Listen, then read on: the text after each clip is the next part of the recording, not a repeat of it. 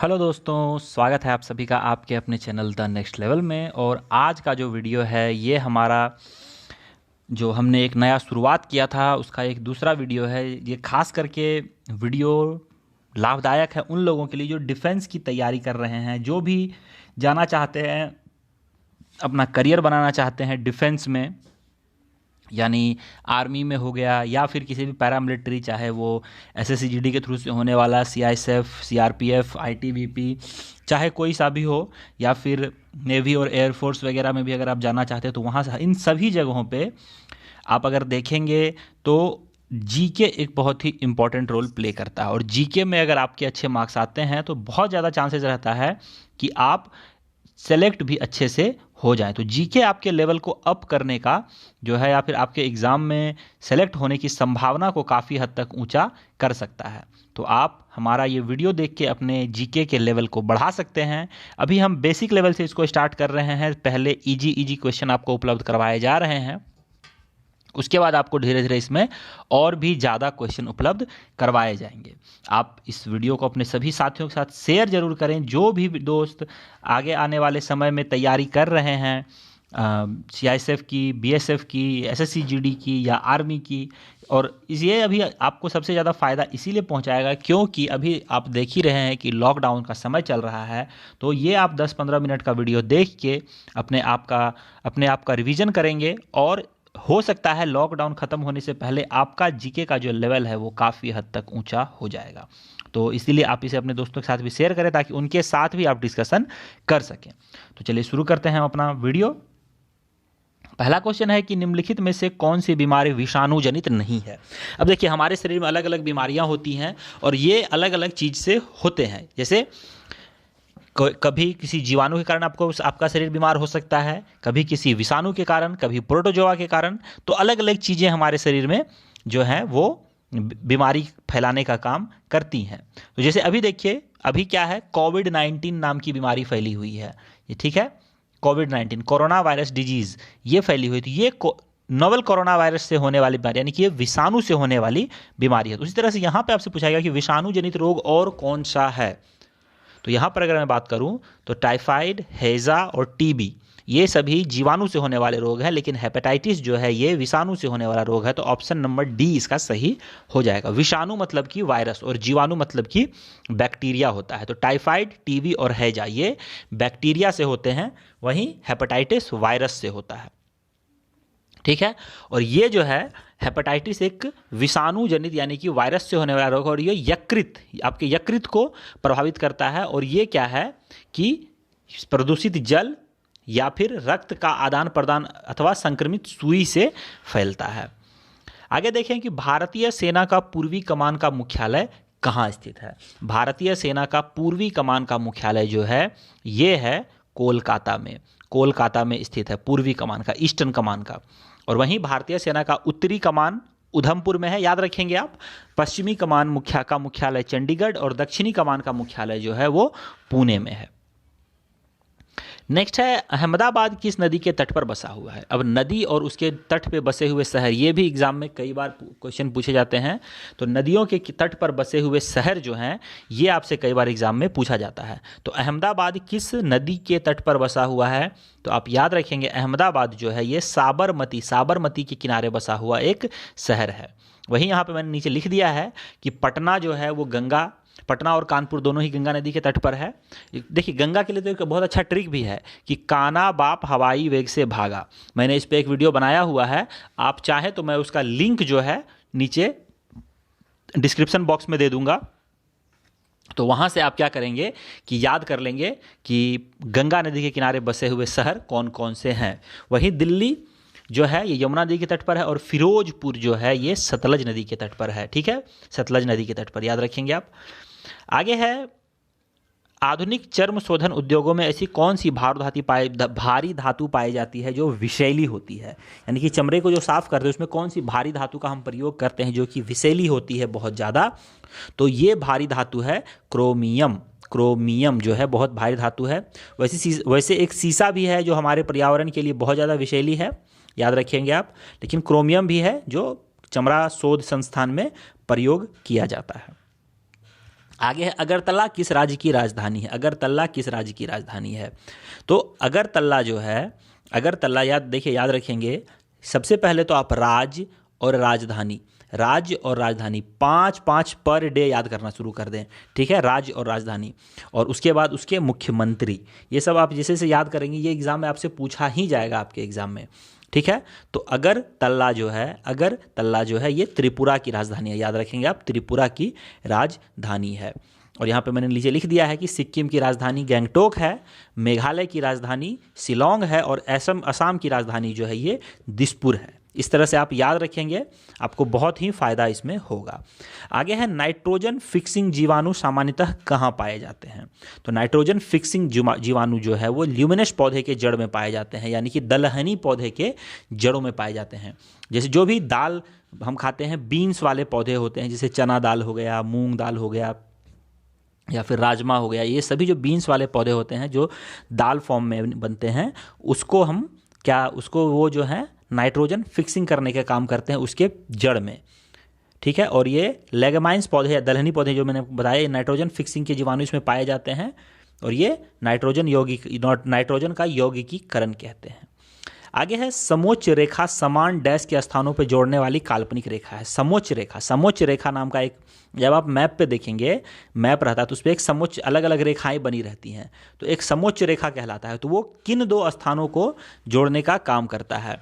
तो ये जो है समोच्च रेखा जो है ये ऐसे दो स्थानों को कनेक्ट करता है, जैसे कि एक स्थान हो गया ए और एक स्थान हो गया बी, और इन दोनों को एक रेखा से जोड़ा गया जिसको समोच्च रेखा कहा जाता है।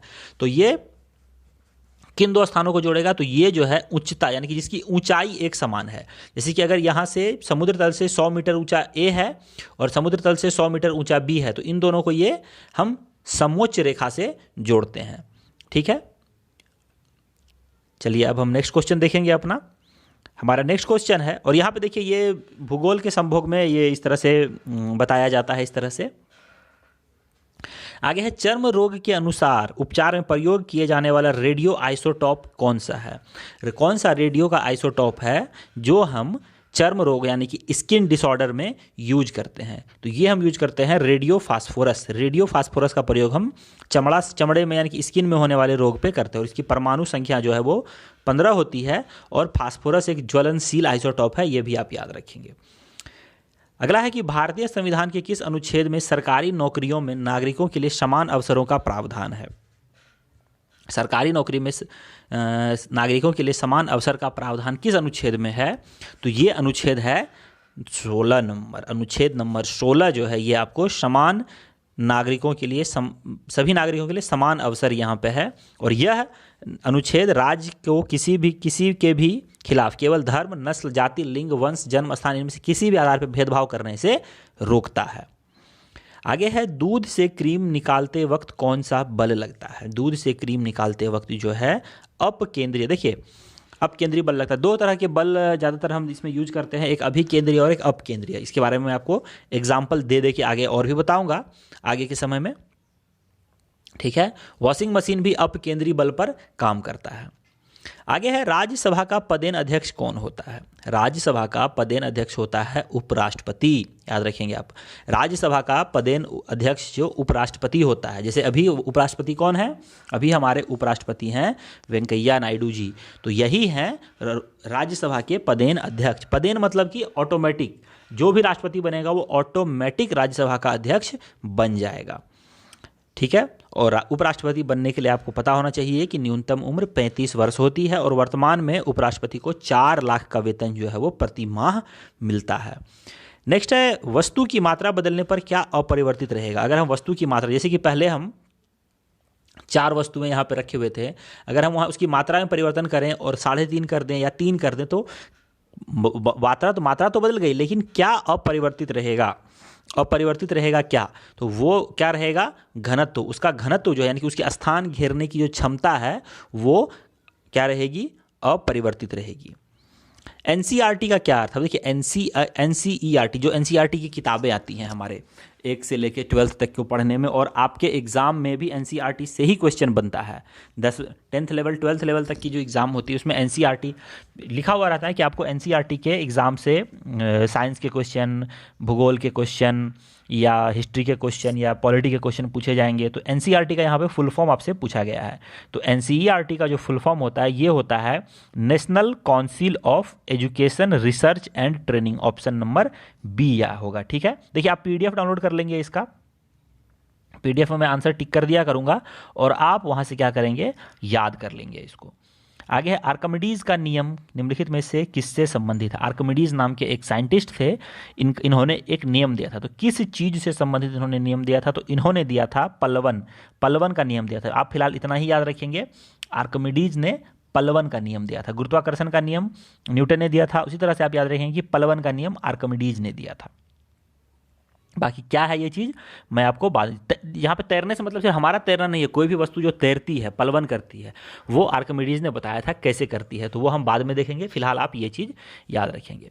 बंद अर्थव्यवस्था का क्या अर्थ है, बंद अर्थव्यवस्था का क्या अर्थ है, तो इसका अर्थ है ऐसा देश जिसमें आयात और निर्यात ना हो। जैसे कि अभी के समय में आप देख सकते हैं, अभी आयात निर्यात पे कुछ समय के लिए रोक लग गया था क्योंकि हम कुछ भी आयात निर्यात नहीं कर रहे थे कुछ समय के लिए ही, तो उस समय हमारी बंद अर्थव्यवस्था हो गई थी, यानी कि हम बाहर से कुछ चीज़ नहीं मंगा रहे थे। लेकिन अब धीरे धीरे फिर से खुल गया है, तो बंद अर्थव्यवस्था का मतलब ये होता है।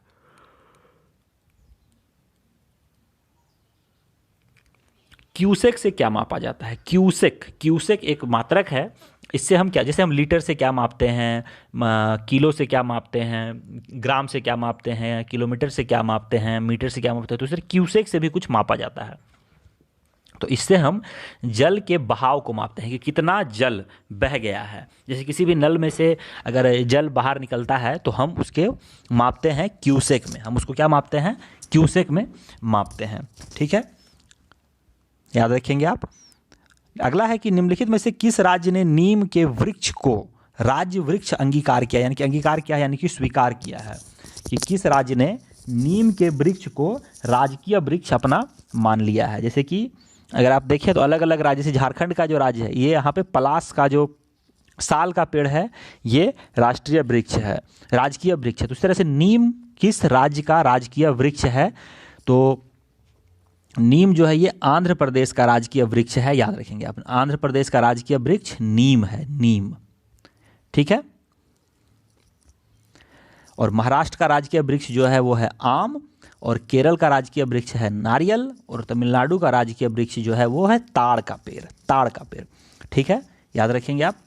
नेक्स्ट, निम्नलिखित में से किस कोटि के फोटो प्रिंट की जीवन अवधि सबसे लंबी होती है, निम्नलिखित में से किस कोटि के फोटो प्रिंट की जीवन अवधि सबसे लंबी होती है, तो इसका सही आंसर हो जाएगा श्वेत श्याम प्रिंट, यानी कि ब्लैक एंड व्हाइट प्रिंट जो हम निकालते हैं, इसका लाइफ सबसे ज़्यादा होता है।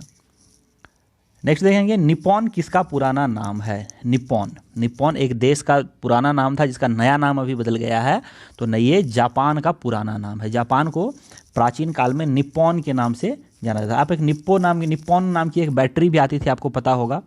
ठीक है, और जापान की दृष्टि से इसका अर्थ होता है सूर्य जापान से निकलता है, और जापान को उगते सूर्य की भूमि भी हम कहते हैं। आगे है, जब नींबू के रस को खाने के सोडे पर डाला जाता है तब उसमें तेज उत्फुलन होता है, यानी कि उस पर आप देखें झाग बनने लगता है। तो क्योंकि उससे कौन सी गैस बनती है, तो जब हम सोडे के ऊपर नींबू को रस डालेंगे तो उस पर झाग निकलने लगता है।